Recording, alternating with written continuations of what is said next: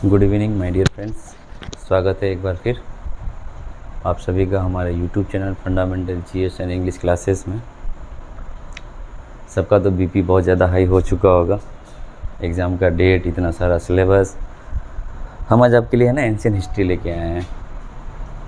पूरा का पूरा एंशियंट हिस्ट्री को हम कवर करते हैं। थोड़ा सा मैराथन क्लास होगा और हम थोड़ा सा फास्ट ये करेंगे। आप लोग पढ़े हुए हैं तो आप लोग के लिए बहुत ज़्यादा रिवीजन के लिए मौका मिलेगा। चलिए क्वेश्चन नंबर 1 से शुरू करते हैं। यहाँ पे हेडिंग दिया हुआ है बीपीएससी सुपर टेट का और एंशियंट हिस्ट्री का। सबसे पहले क्वेश्चन नंबर 1 पे चलिए। क्वेश्चन नंबर 1 पे लिखा हुआ है, हम लोग अभी पाषाण संस्कृति से शुरू कर रहे हैं। तो यहाँ पे लिखा हुआ है कोपेनहेगन। इस कोपेनहेगन संग्रहालय की बात कीजिएगा, ये डेनमार्क में है। ये डेनमार्क में है और इसकी जो सामग्री है म्यूजियम में, इसमें पाषाण मतलब पत्थर, कांसा, तांबा और टीन और लोहा, ये त्रियुगीय विभाजन किया गया है। किसके द्वारा किया गया है? ये त्रिविभाजन जो है आपका थॉमसन द्वारा किया गया है। क्वेश्चन नंबर 2 पे चलिए। उत्खनित प्रमाणों के अनुसार पशुपालन का प्रारंभ। पशुपालन का प्रारंभ की बात अगर कीजिएगा तो पशुपालन का प्रारंभ आपका मध्य पाषाण काल में हुआ है। मध्य पाषाण काल में हुआ है और दो जगह जो आपका जो है ये है आपका बागोर राजस्थान में और आपका आदमगढ़ ये आपका एमपी में। क्वेश्चन नंबर 3 पे चलिए। निम्नलिखित में से किस स्थान पे हड्डी के उपकरण प्राप्त हुआ है? अगर हड्डी के उपकरण की बात कीजिएगा तो ये आपका प्राप्त हुआ है सराय नहार राय, ये यूपी में जगह पड़ता है। क्वेश्चन नंबर 4 पे चलिए। एक ही कब्र से 3 मानव कंकाल। एक ही कब्र से 3 मानव कंकाल की बात कर रहा है। एक कब्र से 3 मानव कंकाल की बात कर रहा है, ये दमदमा से प्राप्त हुआ है। क्वेश्चन नंबर 5 पे चलते हैं। खाद्यान्नों की कृषि की सर्वप्रथम प्रारंभ नवपाषाण काल में हुआ था। नवपाषाण काल में और बात कीजिएगा तो पहिया का आविष्कार हुआ था, पहिया का और चाक का।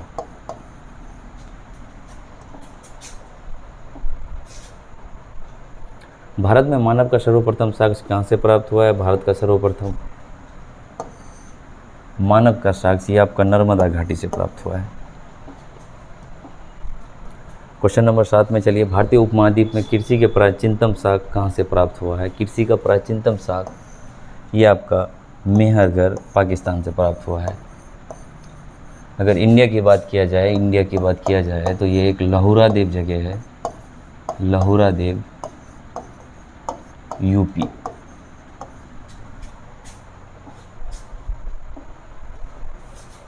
Next question number 8। निम्नलिखित में से किस स्थानों से मध्य पाषाण काल में पशुपालन के प्रमाण प्राप्त हुए? हम इसका बता चुके हैं। यहाँ पे आपको बागोर ऑप्शन में दिया हुआ है और दूसरा जगह था आदमगढ़ मध्य प्रदेश। आदमगढ़ मध्य प्रदेश। निम्नलिखित में से किसको चालकोलिथिक भी कहा जाता है? ताम्रपाषाण युग को चालकोलिथिक कहा जाता है।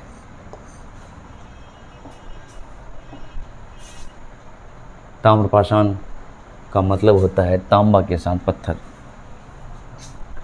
निम्नलिखित में से किसी एक पूरा स्थल से पाषाण संस्कृति से लेकर हड़प्पा सभ्यता तक के सांस्कृतिक अवशेष प्राप्त हुए हैं।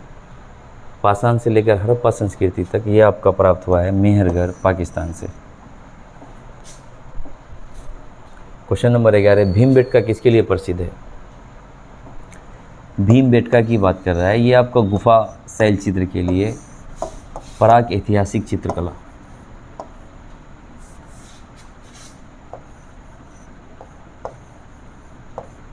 प्राक ऐतिहासिक चित्रकला।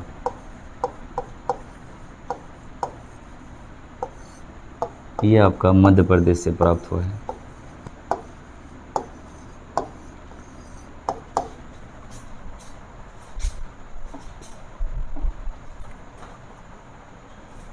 निम्नलिखित में से किस स्थल से मानव कंकाल के साथ कुत्ते को दफनाने का साक्ष्य प्राप्त हुआ है? ये मानव कंकाल के साथ कुत्ते को, ये आपका बुर्ज होम से प्राप्त हुआ है।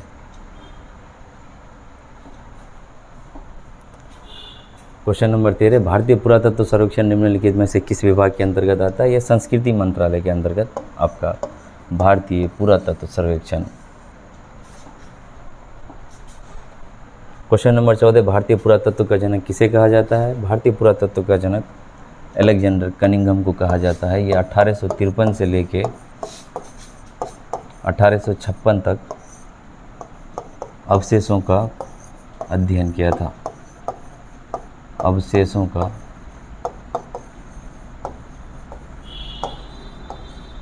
अध्ययन किया था। क्वेश्चन नंबर 15, राष्ट्रीय मानव संग्रहालय कहाँ है? ये आपका भोपाल में है।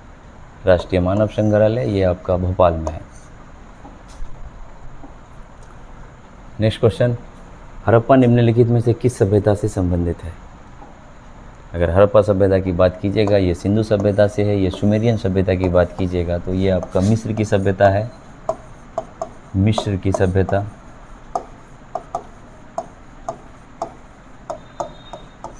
अगर आप मेसोपोटामिया की बात कीजिएगा तो ये आपका इराक की सभ्यता है।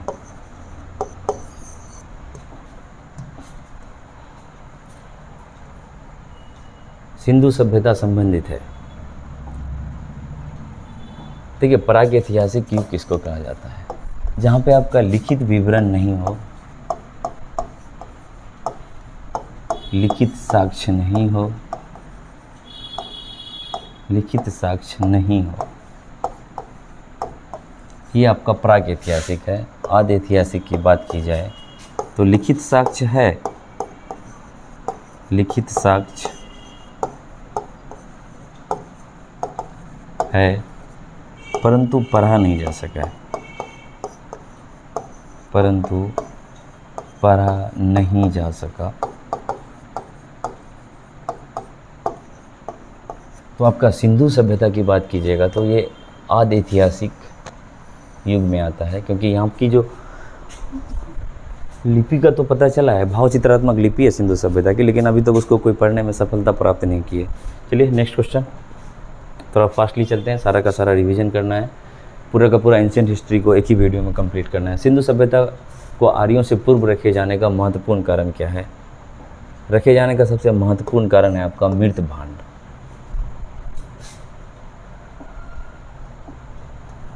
नेक्स्ट क्वेश्चन, सूची 1 को सूची 2 से सुमेलित कीजिए और सही उत्तर का चयन कीजिए। आपको हड़प्पा सभ्यता की बात कर रहा है। हड़प्पा सभ्यता की खोज आपका दयाराम साहनी ने किया था, हस्तिनापुर बीबी लाल ने किया था, तक्षशिला जॉन मार्शल ने किया था और कौशाम्बी एमजी मजूमदार ने किया था। एक बार फिर से हम दोहरा रहे हैं, Harappa Dayaram Sahni, Hastinapur B B Lal, Taxila John Marshall, Kaushambi M G Majumdar. चलिए क्वेश्चन नंबर 20, मूर्ति पूजा का आरंभ कब से माना जाता है? मूर्ति पूजा का आरंभ पूर्व आर्य से माना जाता है। क्वेश्चन नंबर 21, निम्नलिखित में से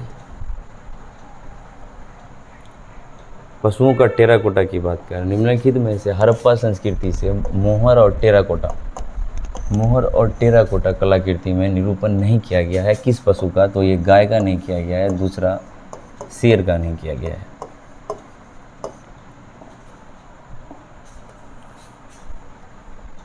निम्नलिखित में से कौन सा हड़प्पा स्थल नहीं है?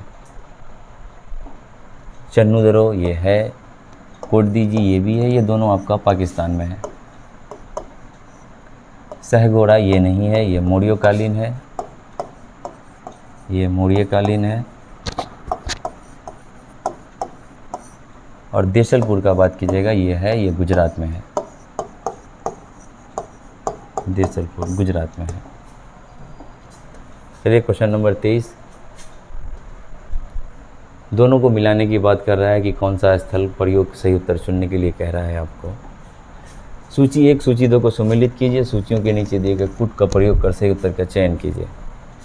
लोथल आपका गोदीवारा यानी बंदरगाह, कालीबंगा की बात कीजिएगा, कालीबंगा से आपको जुता हुआ खेत प्राप्त हुआ है। धौलावीरा से बड़े आकार का शिलालेख प्राप्त हुआ है। रॉक कट आर्किटेक्ट प्राप्त हुआ है। बनावली से आपका हल की आकृति प्राप्त हुआ है। क्वेश्चन नंबर 24 फिर से एक बार मिलाने वाला है आपको। इस बार नदियों को मिलाने के लिए कह रहा है। तो हड़प्पा रावी नदी के किनारे, लोथल भोगवा नदी के किनारे, कालीबंगा घग्गर नदी के किनारे, रूप और सतलज नदी के किनारे। क्वेश्चन नंबर 25, सिंधु सभ्यता का महान स्नानागार कहाँ से मिला है? सिंधु सभ्यता का महान स्नानागार की बात कीजिएगा, ये मोहनजोदारो से मिला है और मोहनजोदारो से अन्नागार भी मिला है।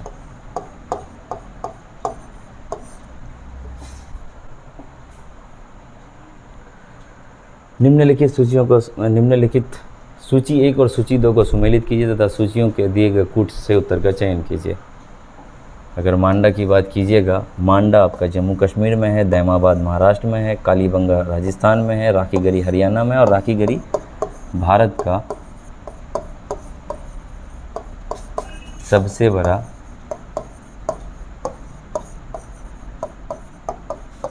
हड़प्पा कालीन स्थल है।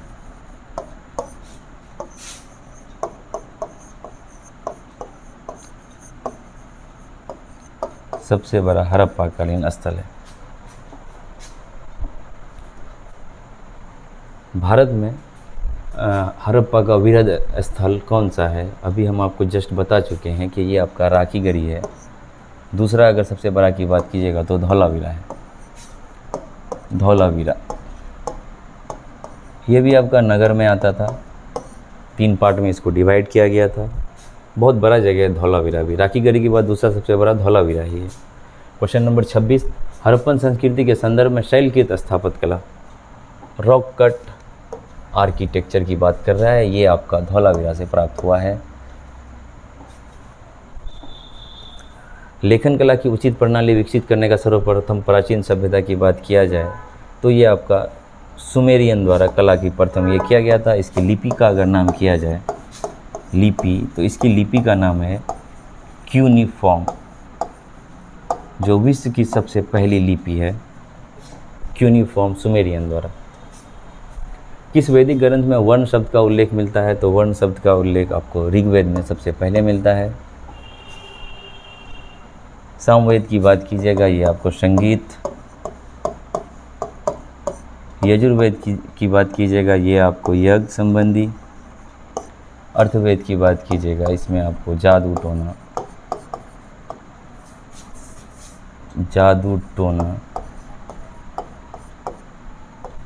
आयुर्वेद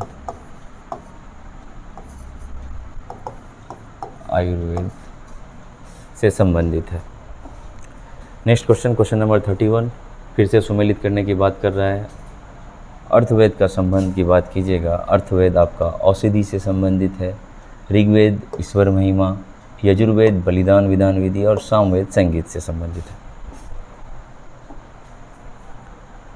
क्वेश्चन नंबर 32 में आइए, कौन सा ब्राह्मण ग्रंथ ऋग्वेद से संबंधित है?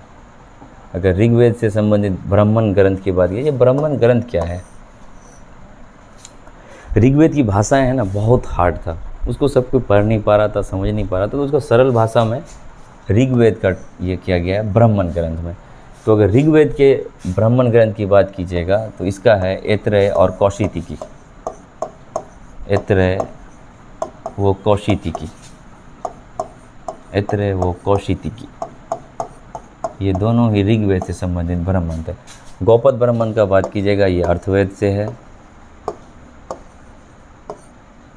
शतपथ ब्राह्मण का बात कीजिएगा, ये आपका सामवेद से है। तैत्तिरीय ब्राह्मण का बात कीजिएगा, ये यजुर्वेद से है।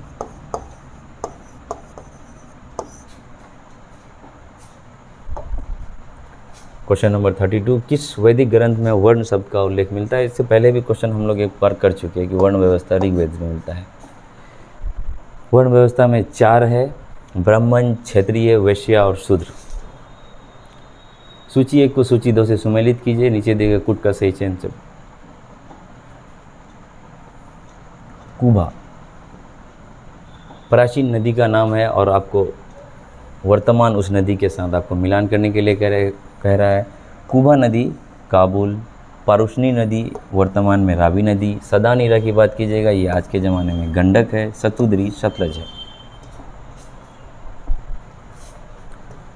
क्वेश्चन नंबर 35, 14वीं सदी ईस्वी पूर्व का एक अभिलेख जिसमें वैदिक देवता का वर्णन है प्राप्त हुआ है।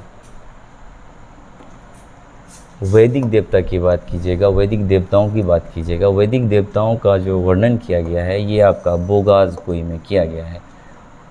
और इसी में आपको आर्यों का आगमन ईरान से हुआ है, इसकी भी जानकारी देता है। आर्यों का आगमन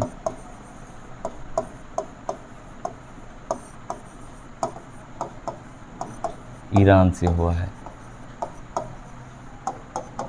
इसकी भी जानकारी हमें बोगाज़कोई अभिलेख से प्राप्त होता है।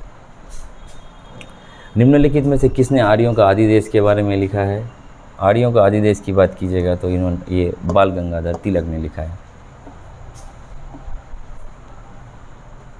प्राचीन भारत में निशाका शब्द कहे जाते थे।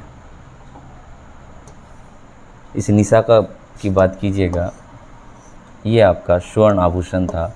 इसी के नाम पे आपका तनिष्क ज्वेलरी अपना नाम रखा है और ये टी उसका टाटा को डिनोट करता है, टी फॉर टाटा।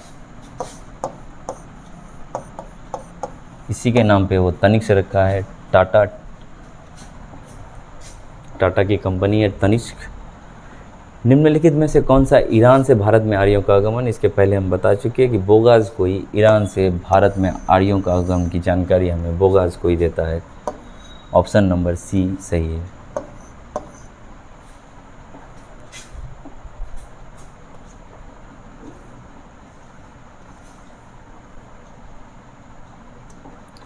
गोत्र शब्द का प्रयोग सर्वप्रथम हुआ है, ये भी आपका वर्ण की तरह ऋग्वेद में ही सबसे पहले वर्णन हुआ है।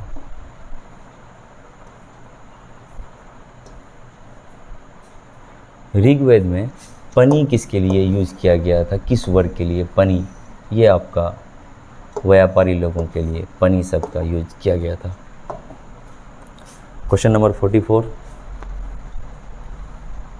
किस वेद में सभा और समिति को प्रजापति की दो पुत्रियां कहा गया है? ये भी आपका ऋग्वेद में सभा और समिति। इस सभा की बात कीजिएगा, ये उच्च लोगों का, ये उच्च कोटि का सदन था, ये उच्च कोटि का सदन था।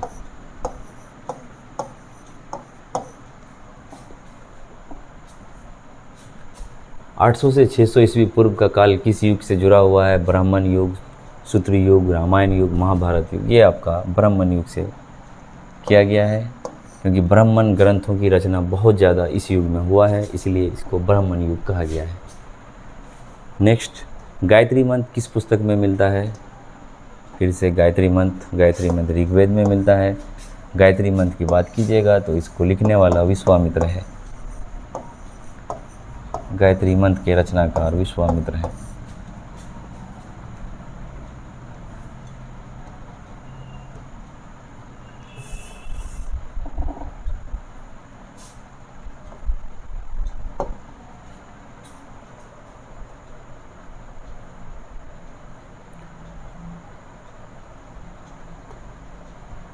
गायत्री मंत्र की रचना किसने की? अभी हम लोग इस क्वेश्चन को देखे हैं। गायत्री मंत्र की रचना आपका विश्वामित्र ने किया है। क्वेश्चन नंबर 45, पुराणों की संख्या कितनी है? तो पुराणों की बात कीजिएगा तो पुराणों की संख्या 18 है।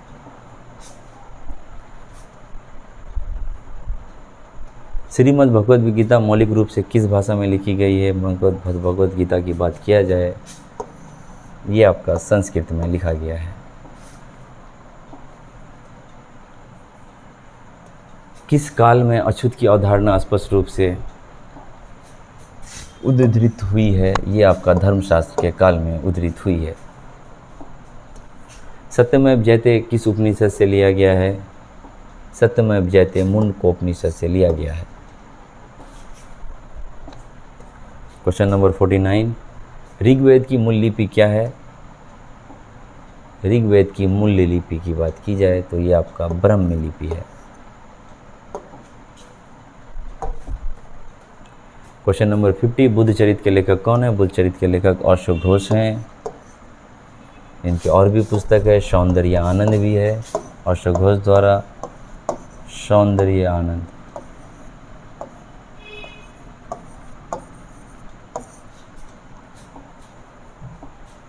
क्वेश्चन नंबर 51, मिलिंद पन्हों के रचनाकार कौन है?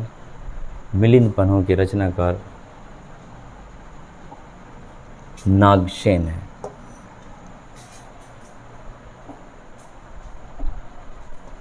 क्वेश्चन नंबर 50, बुद्ध के जीवन की किस घटना को महाविनिष्क्रमण के रूप में जाना जाता है? सब किसी को पता होगा, बुद्ध का गृह त्याग महाविनिष्क्रमण कहा जाता है।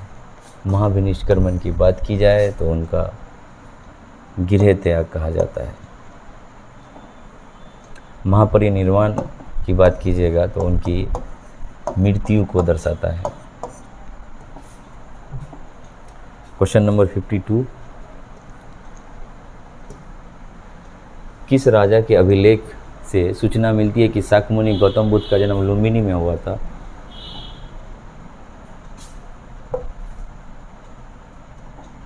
इसकी बात किया तो ये अशोक का अभिलेख है, इसका नाम है रुम्मिनदेही अभिलेख। रुम्मिनदेही अभिलेख ये जानकारी देता है कि गौतम बुद्ध का जन्म कपिलवस्तु या लुम्बिनी में हुआ था। महात्मा बुद्ध का महापरिनिर्वाण कहाँ हुआ था? तो गौतम बुद्ध का महापरिनिर्वाण हम बता चुके हैं कि ये मृत्यु की बात करता है, तो मृत्यु इसका कुशीनगर में मल्लों के राज्य में हुआ था। क्वेश्चन नंबर 55, गौतम बुद्ध द्वारा अपने घर में दीक्षित किया जाने वाला अंतिम व्यक्ति कौन सा था? तो ये सुबुद्ध नाम का व्यक्ति था जो अंतिम रूप से दीक्षित गौतम बुद्ध द्वारा हुआ था।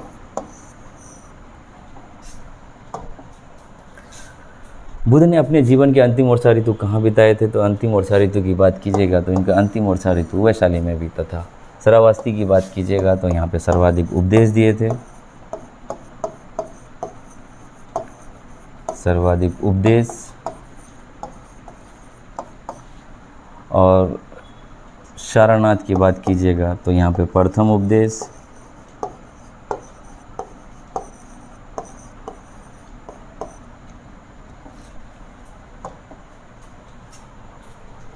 अलार कलाम कौन थे? एक प्रतिष्ठित बौद्ध भिक्षु, बुद्धकालीन एक शासक, बुद्ध के गुरु, ये बौद्ध के गुरु थे। अलार कलाम से गौतम बुद्ध ने सांख्य दर्शन का शिक्षा लिया था। सांख्य दर्शन का शिक्षा लिया था।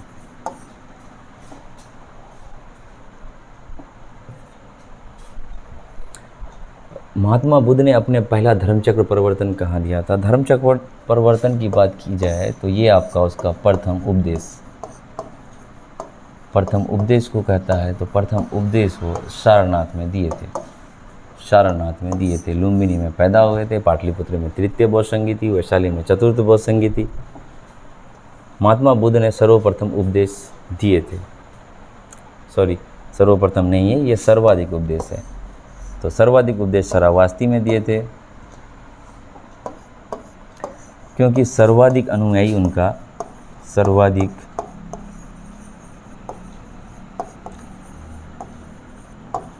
अनुयायी उनका श्रावस्ती में था, इसलिए सर्वाधिक उपदेश वो श्रावस्ती में दिए।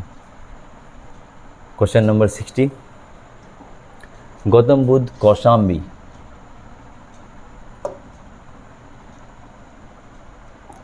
गौतम बुद्ध कौशाम्बी किसके राजकाल में आए थे? ये उदयन के काल में आए थे और उदयन ने उन्हें पिंडोला भरद्वाज के इसमें आके घोषिताराम विहार दान दिया था। घोषिता राम विहार दान दिया था।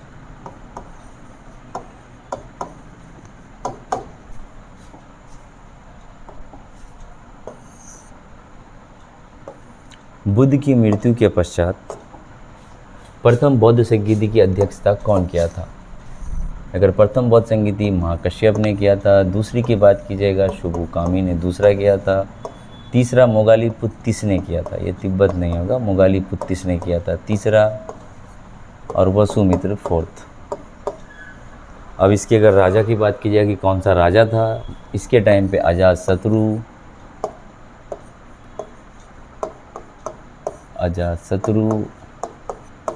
इसकी दूसरा में बात कीजिएगा तो यहाँ पे कालाशोक। थर्ड वाले की बात कीजिएगा तो अशोक। और फोर्थ की बात कीजिएगा तो यहाँ पे कनिष्क। अगर जगह की बात कीजिएगा तो ये राजगीर है, ये आपका वैशाली,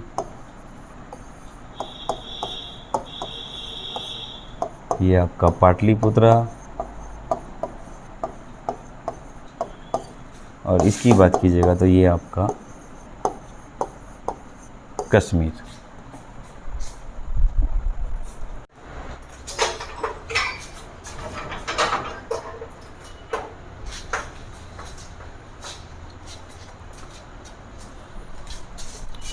क्वेश्चन नंबर 33, कश्मीर में कनिष्क के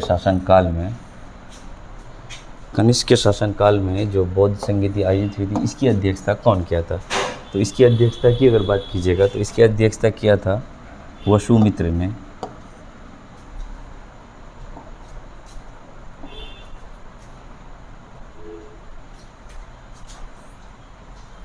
बौद्ध धर्म की महायान शाखा औपचारिक रूप से किसके शासनकाल में हुई थी? तो महायान शाखा चतुर्थ बौद्ध संगीति में आपका दो भागों में बांट गया था, महायान और हीनयान में।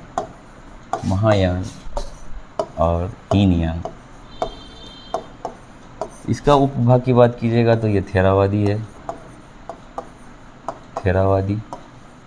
और इसकी बात कीजिएगा तो ये वर्जियान शाखा है। तो ये आपका कनिष्क के टाइम पे हुआ था चतुर्थ बौद्ध संगीति, जो आपका कुंडलवन कश्मीर में हुआ था। नेक्स्ट चलिए निम्नलिखित पर विचार कीजिए। गौतम बुद्ध में देवतारोपण, बोधिसत्व के पथ पर चलना और मूर्ति उपासना तथा अनुष्ठान, उपयुक्त में से कौन सी विशेषता? महायान मूर्ति पूजा करता था, ये सही है। गौतम बुद्ध के देवता, ये भी सही है, ये लोग देवता मानते थे। बोधिसत्व के पथ पर चलना, ये भी सही है। तो 1 2 3 ऑप्शन नंबर डी आंसर सही है। क्वेश्चन नंबर 65, निम्नलिखित में से 4 स्थानों में बौद्ध संगीतियों का कालक्रम नीचे दिए गए कूट से क्या करें? तो सबसे पहले की बात किया जाए तो नंबर 1 की बात की जाए तो नंबर 1 आपका राजगीर है। ये आपका नंबर 1 सबसे पहले राजगीर में, फिर आपका वैशाली में, फिर आपका पाटलिपुत्रा में, और फिर आपका नंबर 4 पे कश्मीर में। तो सही आंसर होगा आपका 1 2 सॉरी यहाँ तो 4 होगा, एक बार रुकिए। पहला की बात कीजिएगा, ये नंबर पहला, ये नंबर दूसरा, ये आपका पहला, ये आपका दूसरा, ये आपका तीसरा, और ये आपका चौथा। तो अब इसको अगर मिलाने की बात की जाए तो सबसे पहले 2, फिर आपका 1, फिर 4, फिर 3, ये ऑप्शन आपका सही होगा। भारतीय कला में बुद्ध की जीवन की किस घटना को चित्रमृग सहित चक्र द्वारा हुआ है? तो ये आपका है प्रथम उपदेश।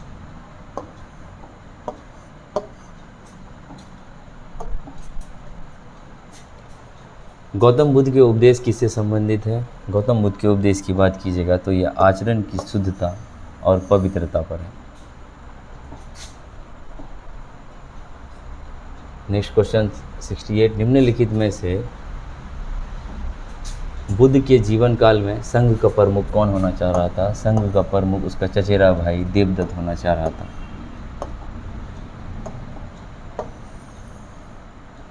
अष्टांग मार्ग की संकल्पना का अंक है दीपवंश की विषय वस्तु, दिव्यावदान की विषय वस्तु, महापरिनिर्वाण की विषय वस्तु, धर्मचक्र सूत्र की विषय वस्तु। ये आपका महापरिनिर्वाण की विषय वस्तु है।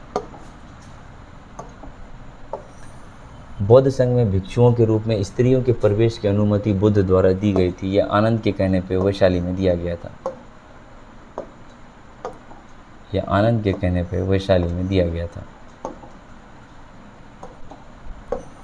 त्रिपिटक क्या है?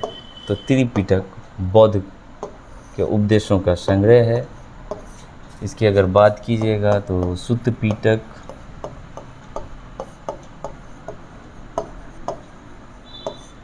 विनय पिटक,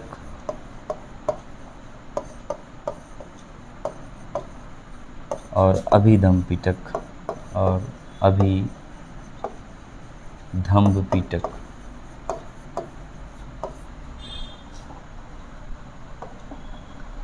अब आइए 72, बौद्ध धर्म में त्रिरत्न का क्या है? बौद्ध धर्म में त्रिरत्न की अगर बात कीजिएगा तो इसका है बौद्ध, धम्म और संघ। जैन धर्म की बात कीजिएगा तो जैन धर्म में आता है सम्यक ज्ञान, सम्यक दृष्टि, सम्यक आचरण। प्राचीन भारत में बौद्ध मठों में पवरन नामक समारोह होता था। ये पवरन नामक समारोह होता था जब वर्षा ऋतु में अपना गुनाहों का माफ़ी के लिए होता था। ये वर्षा ऋतु के दौरान मठों में प्रवास के समय भिक्षुओं द्वारा किए गए अपराधों की स्वीकृति के लिए किया जाता था। चलिए क्वेश्चन नंबर 74, अशोकाराम विहार निम्नलिखित में से किस स्थान पर स्थित है? ये आपका अशोकाराम विहार पाटलिपुत्रा में है। ये अशोक द्वारा बनाया गया था, अशोक द्वारा किया गया था, दान दिया था अशोक ने। आइए क्वेश्चन नंबर 75, विश्व का सबसे ऊंचा कहा जाने वाला विश्व शांति स्तूप बिहार में कहाँ है? ये आपका राजगीर में है।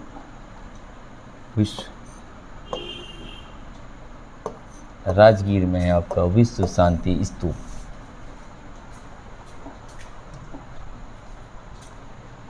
सर्वप्रथम स्तूप शब्द कहाँ मिलता है? तो स्तूप शब्द भी सर्वप्रथम आपका ऋग्वेद में मिलता है। ऋग्वेद में इस स्तूप को कहा गया है कोई चीज का ढेर, कोई चीज का ढेर।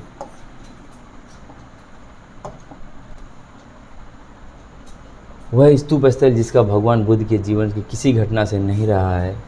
अगर सारनाथ की बात कीजिएगा तो यहाँ पे इन्होंने प्रथम उपदेश दिया था। बोध गया में ज्ञान प्राप्ति हुआ था, कुशीनगर में मृत्यु हुआ था, और सांची ये अशोक ने बनाया था, अशोक ने बनाया है, अशोक ने बनाया था। और अगर इसकी खोज की बात कीजिएगा, इसकी खोज मैकेंजी ने किया है,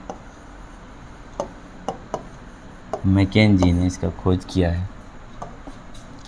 क्वेश्चन नंबर 78, अनात्मवाद सिद्धांत किस दर्शन से है? तो ये आपका बौद्ध दर्शन अनात्मवाद है, बौद्ध दर्शन से। संसार अस्थिर और क्षणिक का निम्न में किससे संबंधित है? संसार अस्थिर और क्षणिक का भी, ये भी आपका बौद्ध धर्म से रिलेटेड है। क्वेश्चन नंबर 80 में आइए, निम्नलिखित में से किसे एशिया का ज्योतिपुंज कहा जाता है? एशिया का ज्योतिपुंज की बात कीजिएगा, ये आपका गौतम बुद्ध को कहा जाता है। और इसका पुस्तक का लिखने वाला का नाम एडविन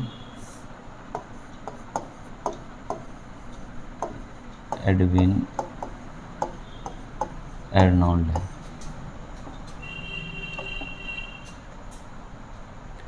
गौतम बुद्ध को एक देवता का स्थान किस राजा के युग में मिला? आपको पता होगा चतुर्थ बौद्ध संगीति में महायान हीनयान में बढ़ गया था और महायान ने इन्हें देवता के रूप में मानना शुरू कर दिया था। तो इसका आंसर होगा कनिष्क। चतुर्थ बौद्ध संगीति कनिष्क के टाइम पे हुआ था।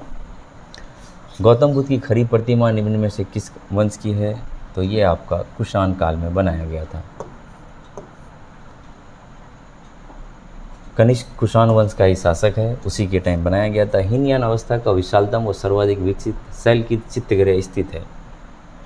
ये आपका चैत्य ग्रह है, ये पूजा स्थल है।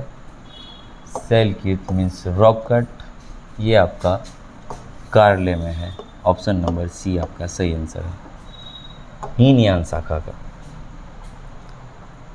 प्रथम शताब्दी ईस्वी पूर्व किस भारतीय बौद्ध भिक्षु को चीन भेजा गया था? तो इसकी बात, बौद्ध भिक्षु की बात सर्वप्रथम चीन भेजने की बात की जाए तो ये नागार्जुन को भेजा गया था, जो शून्यवाद का जनक कहा जाता है। शून्यवाद,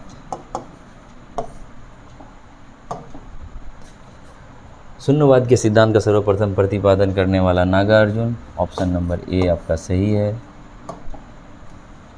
नव नालंदा महाविहार किसके लिए विख्यात है? ये आपका पाली अनुसंधान के लिए विख्यात है, नव नालंदा विहार। क्वेश्चन नंबर 87, भगवान बुद्ध निम्नलिखित चार आर्य शब्दों का प्रतिपादन किया। नीचे दिए गए फुट का प्रयोग कर उन्हें सही क्रम में रखिए। सबसे पहले दुख है, दुख का कारण है, दुख का निरोध है और दुख निरोध का मार्ग है। ADBC right answer. निम्नलिखित कथनों पर विचार करें एवं चैत्य एवं विहार में अंतर को क्या है। तो ये है विहार पूजा स्थल नहीं, विहार रहने का होता है, निवास स्थल होता है, और चैत्य पूजा स्थल होता है। ऑप्शन नंबर बी, चैत्य पूजा स्थल होता है जबकि विहार निवास स्थल होता है।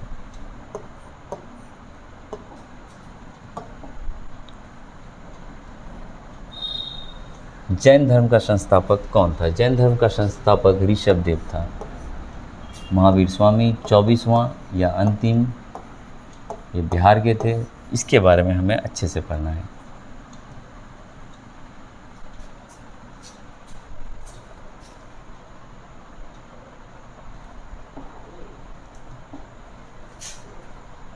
जैन तीर्थकर पार्श्वनाथ किस स्थानों से संबंधित थे? जैन, इसकी बात कीजिएगा, जैन तीर्थकर पार्श्वनाथ की बात कीजिएगा, ये आपका वाराणसी से।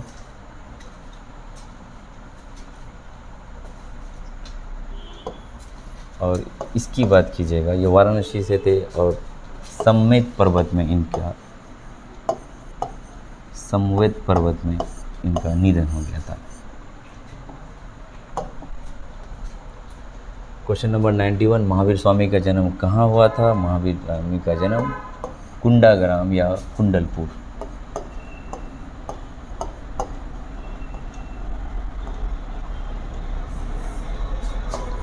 कुंडाग्राम या कुंडलपुर, वैशाली।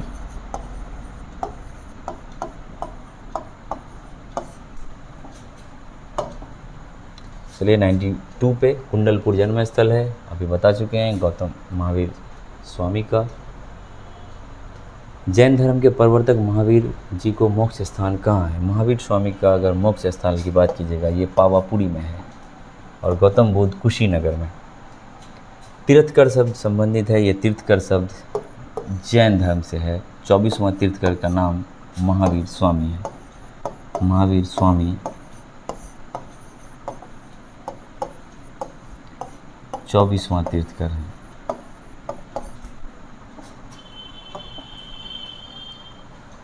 प्रभासगिरी जिनका तीर्थ स्थल है, ये प्रभासगिरी जैन धर्म से संबंधित है। जैन धर्म में पूर्ण ज्ञान के लिए कैवल्य शब्द का प्रयोग किया जाता है। कैवल्य पूर्ण ज्ञान के लिए। महावीर स्वामी का किस नदी के तट पर ज्ञानोदय प्राप्त हुआ था? ये ऋजुपालिका नदी के किनारे भी इन्हें ज्ञान प्राप्ति हुई थी। त्रिरत्न सिद्धांत, सम्यक धारण, सम्यक चरित्र, सम्यक ज्ञान, ये आपका जैन धर्म से है। और बौद्ध धर्म का त्रिरत्न की बात कीजिएगा तो ये बौद्ध, धम्म वो संघ।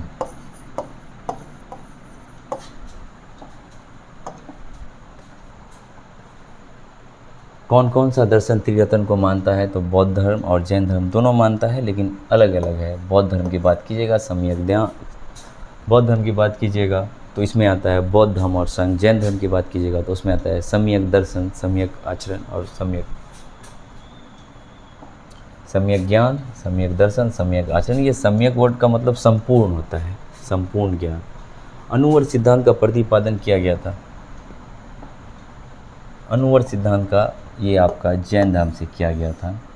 पहले 4 महावर्त होते थे, उसमें पांचवा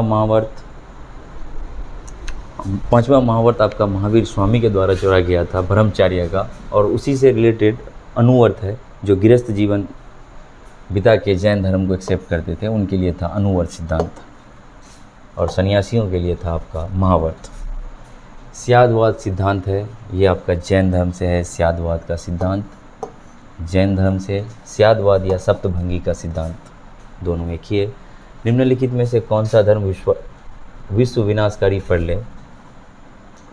प्रलय पे ये विश्वास नहीं करता है? ये आपका जैन धर्म विश्व विनाशकारी प्रलय पे विश्वास नहीं करता है।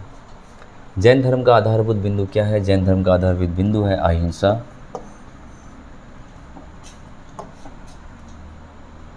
यापनीय किसका एक संप्रदाय है? यापनीय संप्रदाय की बात किया जाए तो ये आपका जैन धर्म से संबंधित है। भारत की धार्मिक संप्रदाय के संदर्भ में स्थानकवासी संप्रदाय, स्थानकवासी, यापनीय संप्रदाय, ये सारे के सारे जैन मत के हैं। निम्नलिखित में से कौन सबसे पूर्वकालिक जैन ग्रंथ कहलाता है? तो ये 14 पूर्वा सबसे पूर्वकालिक जैन ग्रंथ 14 पूर्वा। प्रारंभिक जैन साहित्य निम्नलिखित में से किस भाषा में लिखे गए थे?